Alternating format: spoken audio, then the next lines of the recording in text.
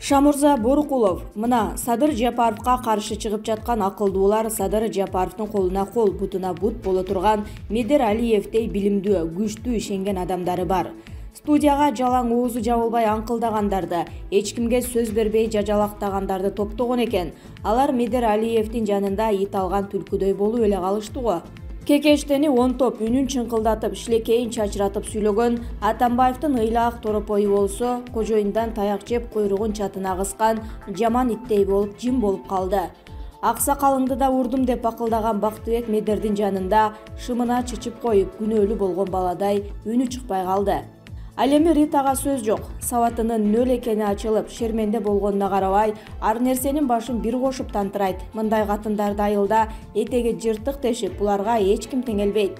Мен шайлоого аттанып жаткан 3 кандидатка айтат элем. Мадумаров бул жигиттен токтоолукту, сабырдуулукту, ушак кошпой эркекче сүйлөштү. Айтылган сынга секереп чычалабай туура кабыл алып, чырт этпестен адамча жооп кайтарышты үйрөнүп алсаң жаман болбойт эле. Калмаматов, кыйындан кыйын чыкса кыйын бир жерин кысыптыр дейт. Ошондуктан улгайган адамдарды үтилге чыгарбай, менден өткөн кыйын жок дебей жүр. Сен эмес Медер Алиев өзүн президенттикке койсо жарашмак.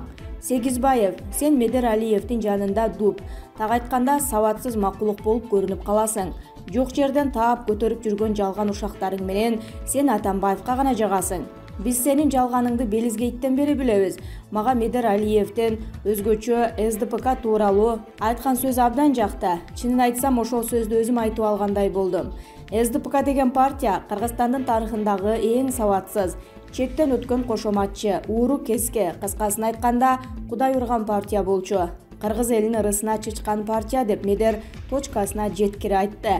Азамат жигит экен, мындай сабаттуу, токтоо, көкүрөгүн какпаган, 30 ойлоп бир сүйлөгөн, сөздү ар бир тамгасына чейин ордуна коюп айткан азаматтар бар экен. Демек, Садыр Жапаровдун иши ийгиликтүү болуп алга жылат. Кудай буйруп президент кылып шайлап алсак деп жазат Шамурза Борукулов. Камчыбек Бостон. Президенттикке талапкерлердин бири да добуштардын 50%-нан жогорку көрсөткүчкө ээ боло албаса, кайра добуш берүү өтөт. Бул тууралуу Борбордук шайлоо комиссиясынын төрайымы Нуржан Шайылдабекова билдирди. Анын айтымында, келген элдин жарымынан көбүнүн добушун алган талапкер гана президент болуп шайлана алат. Эгер эч ким бул босогого жете албаса, алдыга чыккан 2 талапкерге кайрадан добуш берүү өтөт.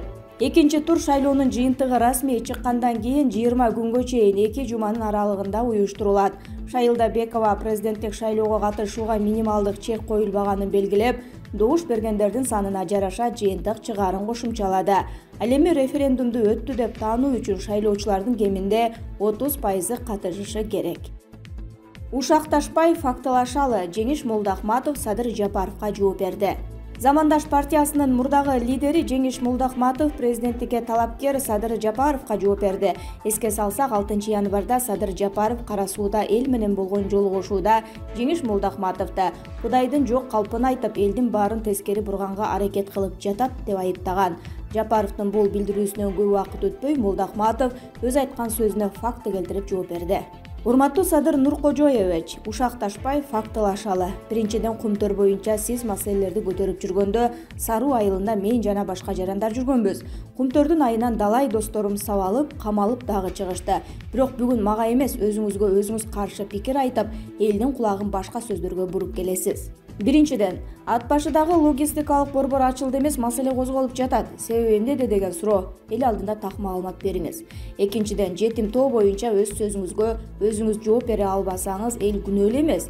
Акыркы 2 айда оюңуз далай өзгөрдү. Бүгүн айттым, эртең сөздөн кайттым дегениңиз бир жолу, 2 жолу өтөт. Анан суроо боюнча калат. Адыл Жунус уулу 30 жылдан бери Кыргызстанда жашайт дептирсиз. Адыл Жунус уулу 2001-жылы Кыргыз Республикасынын жарандыгын алган. Ал боюнча кеңири видеодон көрүңүз. Менин имаратым деген азыркы штабыңыз Адыл Жунус уулуна 2003-жылы катталган. Сүрөт тиркелет. Кумтөрдөн 20 жылдан бери сианит агып, балдар майып болуп төрөлүп жатат дедиңиз. Анда кумтөрдү жабыңыз.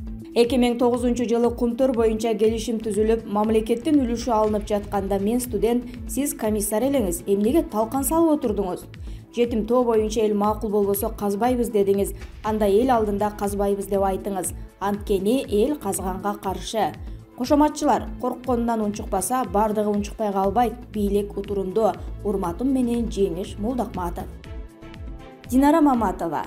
Урматтуу Садыр Нуркожоевич, мен азыр президенттикке элдик талапкерди эмес эле, мурдагы арам бийликтин жүзүн көрүп жатамын. Себеби кечээки теледебаттагы журналисттер тастыктап койду. КТР каналы мурдатан бийликке кызмат кылып келген.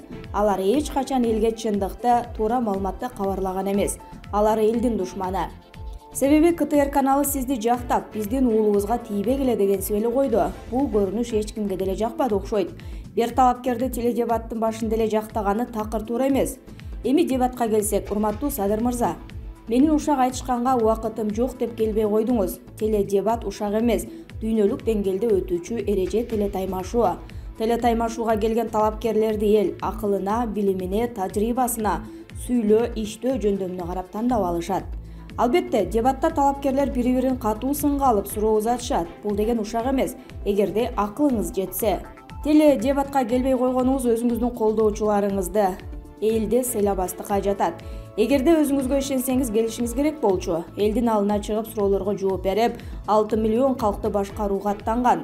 Алардын жоопкерчилиги моюнга алган урматтуу талапкерлер. Тартипке баш ийишиңиздер керек. Өз билемдик кылбай, өз билемдик кылган кыйындарды көрдүк. Алардын күнү узакка барбайт. Тарых баарын ордуна коет, учуру келгенде. Бардык кылмыштардын бети ачылат. Ошондуктан элдин ишеничин актагыла кимиң болбосо деп да жазат Маматова Динар. Новиков. Жер үйдө кыштын аягына чейин биринчи алтын куймасы өндүрүлөт. Жер үй кениндеги алтынды калыбына келтирүүчү фабрика январь айынын аягында, февралдын башында пайдаланууга берилет. Бул тууралуу премьер-министрдин милдетин аткаруучу биринчи вице-премьер-министр Артем Новиковдун Талас областына болгон жумушчу сапарынын алкагында белгилүү болду. Кыргыз өкмөтү ишкананын ишине максималдуу жардам көрсөтөт. Кыш мезгилинин аягына чейин фабрика биринчи алтын куймасын чыгарат деп ишенем.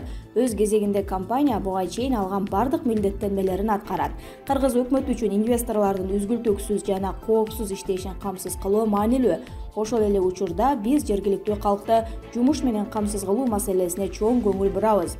Дагы бир маанилүү маселе бул товарларды өндүрүү үчүн экономикалык кластерлерди түзүү.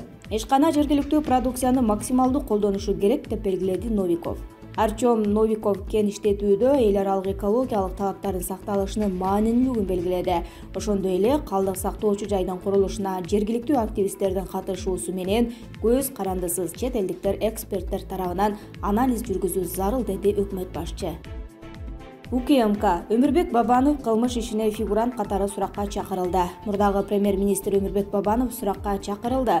Бул тууралуу УКМКнын басма сөз кызматы билдирди. Маалыматка караганда, УКМК жүргүзгөн сотко чейинки бир нече териштирүүлөрдүн алкагында Өмүрбек Бабанов фигурант катары өтүүдө. Тергөөнүн жүрүшүндө жасалган кылмыштардын жагдайларын аныктоого багытталган тергөө иш-аракеттеринин комплекси жүргүзүлөт. Ушуга байланыштуу тергөө органдары Бабановго анын катышуусу менен тергөө иш-чараларын жүргүзүү үчүн чакыруу кагазын тапшырышкан. Белгиленген кылмыш иштерин УКМК тарабынан иликтөөнүн натыйжалары жөнүндө маалыматтар туруктуу негизде коомчулукка маалым болуп турат.